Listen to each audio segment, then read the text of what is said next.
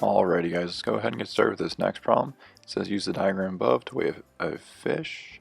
Mr. Shermack hangs a tackle box of mass 3.5 kilograms and a cooler of mass 6.5 kilograms from the ends of a uniform rigid pole that is suspended by a rope attached to its center. The system balances when the fish hangs at a point 1/4 of the rod's length from the tackle box. What is the mass of the fish? Find the mass. So we know that since it's in equilibrium, the net torque is going to be equal to 0 because it's not moving, which means that the torque of the tackle box plus the torque of the fish are going to add together and equal the torque of the cooler, therefore giving us a net torque of 0. So the torque of the tackle box is going to be equal to the force of the tackle box times the radius plus the torque of the fish, which is the force of the fish, times the radius the fish is from the center. Both those added together are going to equal the force of the cooler times the distance the cooler is from the center. So the force being exerted by the tackle box is due to force gravity. So we have mass times gravity times the distance it is from the center, which is L/2. Because we can see up here in our diagram that L/4 plus L/4 gives us L/2. Then we're going to add that to the mass of the fish times gravity as well, times the distance that fish is from the center, which is just L/4. Both of those added together are going to equal the force of the cooler, which is force gravity again, so mass times gravity, times the distance from the center, which is also L/2. Now if we look at our equation, we can see that we have 9.8 in each of these, so we're going to go ahead and cancel that out. Next, we're going to go ahead and get rid of this fraction by multiplying everything by 4. So the left side by 4, and then the right side by 4. Doing so is going to give us 7 times L plus the mass of the fish times L. And we can see that we got this by distributing the 4 over, so that 4 and that 4 canceled out, and that 4 went to 2 times L, and we distributed that 2 to the 3.5 to get our 7. Let's take a look at the right side. We end up with 13 times L, because we distributed that 4 over, giving us 2L, and that 2 times 6.5 gives us 13L. Now we can see that we have an L in each of these, so we're going to cancel that out as well. And we're left with 7 plus the mass of the fish is equal to 13.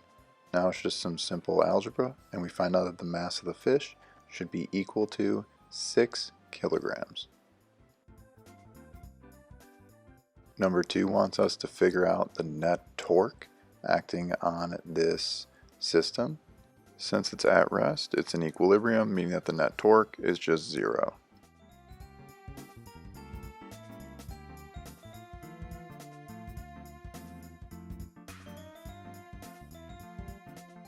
Let's take a look at our last problem here. This says use the diagram above. Tom and Jerry both push on the 2.5 meter radius merry-go-round shown in the diagram.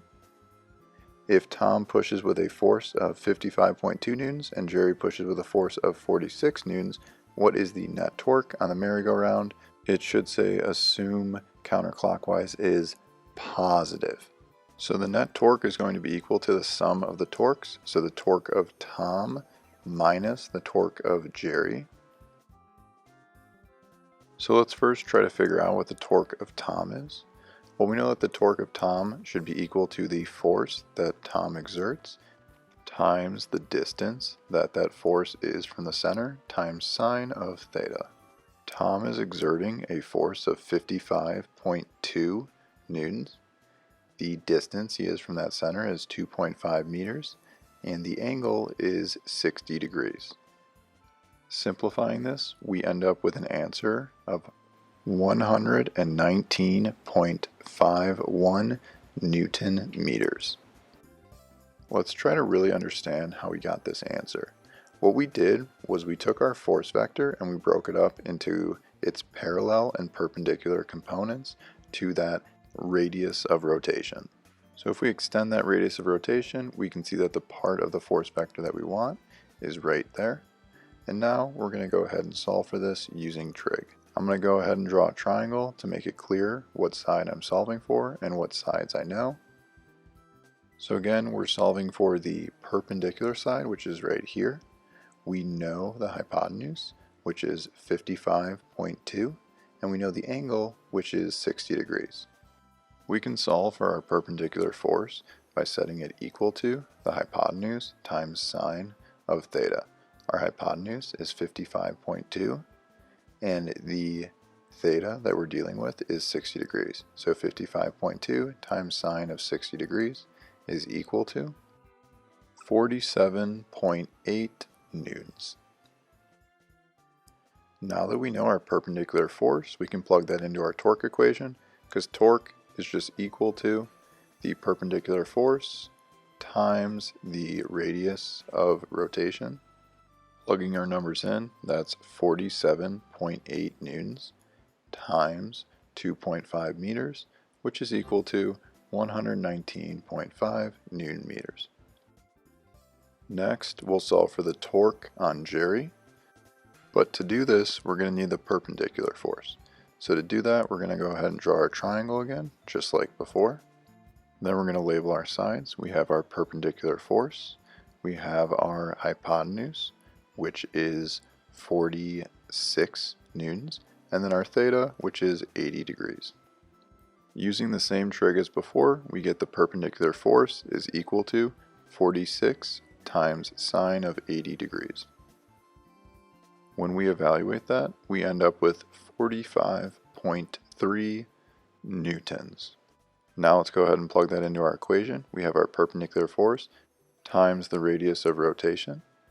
Plugging our numbers in, we end up with 45.3 times 2.5, which equals 113.25 newtons times meters.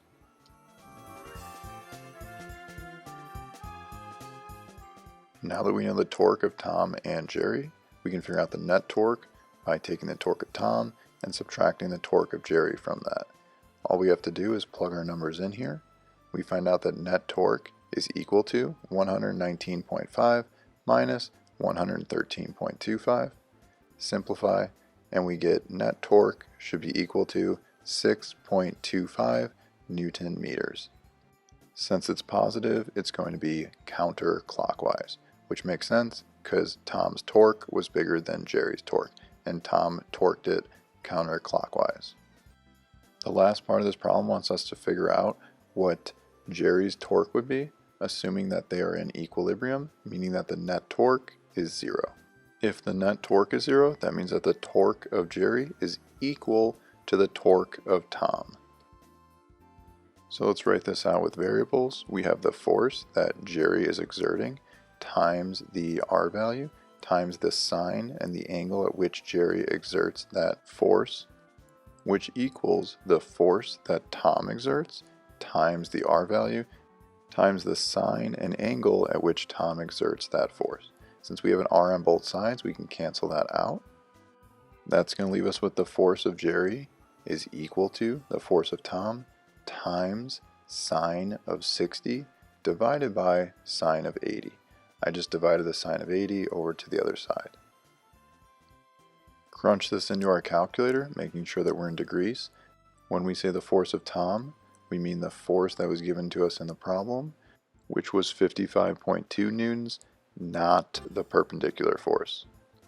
After we simplify, we end up with a force from Jerry of 48.54 newtons, meaning that Jerry needs to exert a force of 48.54 newtons at an 80-degree angle to keep this merry-go-round in equilibrium.